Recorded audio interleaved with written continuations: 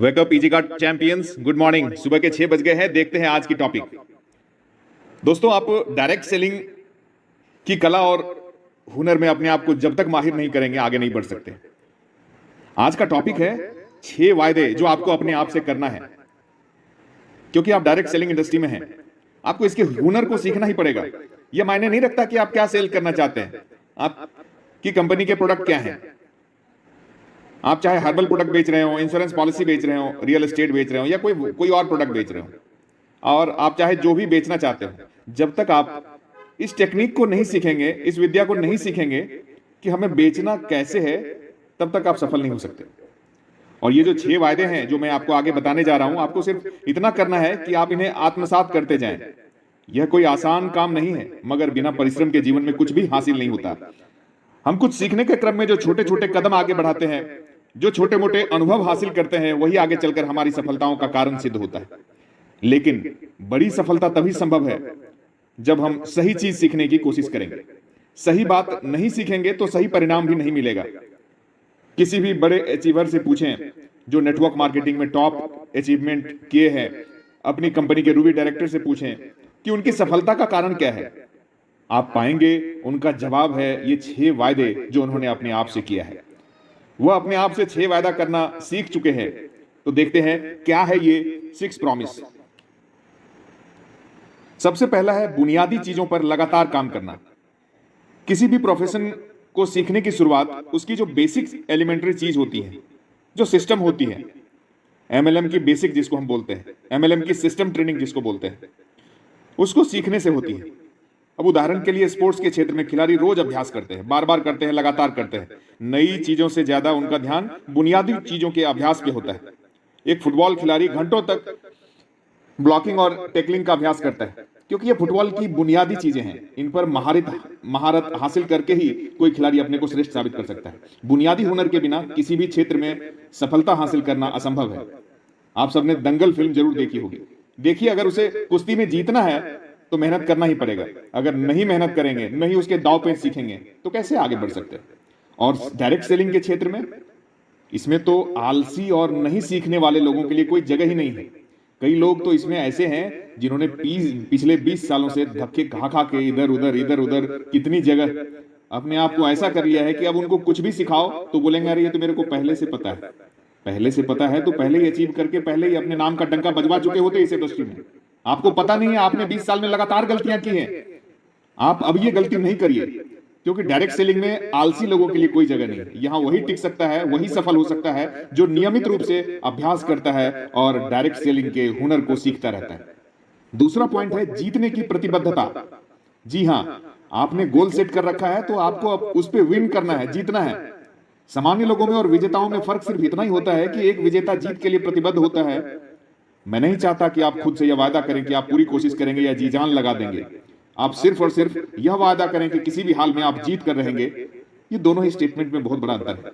सामान्य लोग जीतने की कोशिश करते हैं, वही सफल लोग जीतने के लिए प्रतिबद्ध होते हैं। आपको कोशिश कर लेने भर से संतुष्ट नहीं रहना है, जीत के लिए प्रतिबद्ध रहना है। यदि लोगों का दिल जीतने की प्रतिबद्धता आप में है तो देर सवेर इस इंडस्ट्री में जीत आपकी ही होगी और आप जीतेंगे। तीसरा है दिमाग खुला रखना। हर एक नेटवर्कर को यह खुद से वादा करना है कि आप किसी भी स्थिति में दिमाग खुला रखेंगे और नई चीजों को सीखते रहेंगे और उसको स्वीकारने के लिए तत्पर रहेंगे। जिनके पास यह गुण होता है वो हमेशा एक अच्छे लिसनर होते हैं, जिसके चलते लोगों से उनके बेहतर रिलेशन एस्टैब्लिश होते हैं। और क्या चाहिए नेटवर्क इंडस्ट्री को?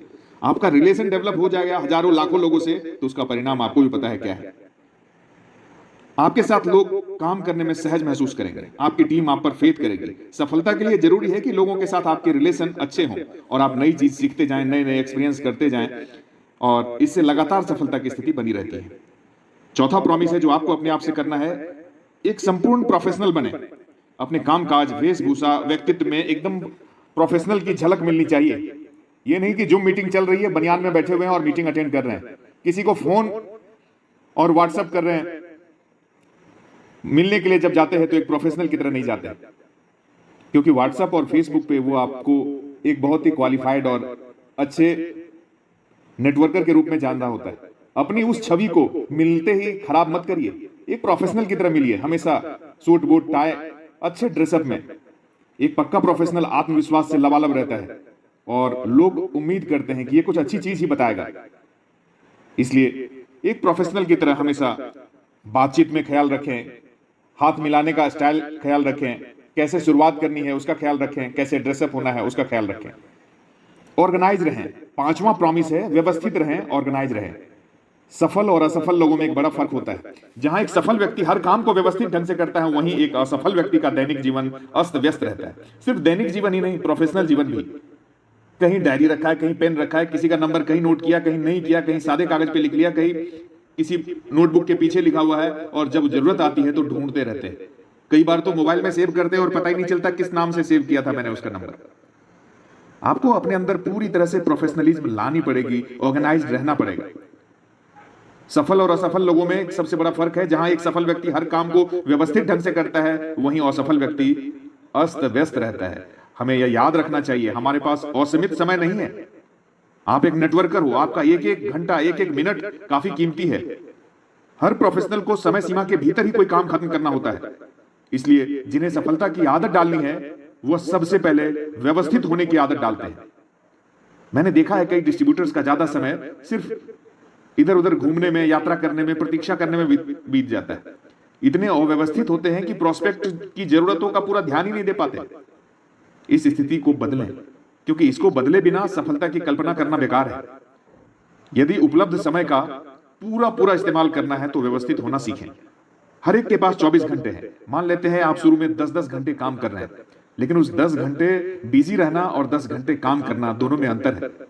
उस 10 घंटे को टाइम ब्लॉक में बांटिए, छोटे छोटे टाइम में बांटिए। किसमें आप क्या कर रहे हैं, कितने लोगों से मिल रहे हैं। आधा घंटा अपने सेल्फ स्टडी के लिए दीजिए, आधा घंटा सेल्फ असेसमेंट के लिए दीजिए, कुछ टाइम अपने अपलाइन से बात करने के लिए दीजिए, कुछ टाइम कंपनी मैनेजमेंट या एडमिन से बात करके किसी क्वेरी को सॉल्व करने के लिए दीजिए, कुछ टाइम YouTube पे कंपनी के दिए गए जो भी स्टडी मटेरियल्स है, प्रोडक्ट से रिलेटेड, प्लान से रिलेटेड, डिजीज से रिलेटेड, कुछ फ्यूचर प्लानिंग से रिलेटेड, उनकी स्टडी में बिताइए।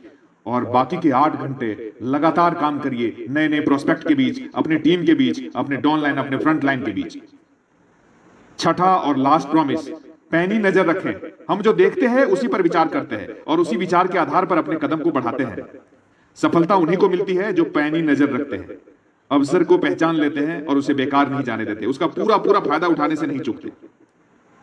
इसलिए कहां मीटिंग हो रही है, कौन से सीनियर ने कहां मीटिंग रखी है, क्या हमारे अपलाइन जो हमारे सिल्वर हैं उन्होंने इस महीने कोई मीटिंग रखी है, उसके ऊपर जो डायमंड है क्या उन्होंने रखी है। हमारे आसपास कहीं भी कोई मीटिंग हो रही है, रोज की जूम मीटिंग हो रही है, कभी इजी पे की मीटिंग हो रही है, कभी प्रोडक्ट ट्रेनिंग हो रही है, कभी सीईओ सर का क्लास है, रोज कहीं ना कहीं मीटिंग चलती रहती है। आप उसके लिंक आप तक पहुंचे या नहीं। अगर आपको पता है कि 8 बजे के करीब मीटिंग होती है तो 7:45 बजे से ही अपने सीनियर की जान खा लीजिए कि मेरा लिंक नहीं पहुंचा अभी तक, भाई साहब कोई मीटिंग है तो मेरे पास लिंक भेजिए।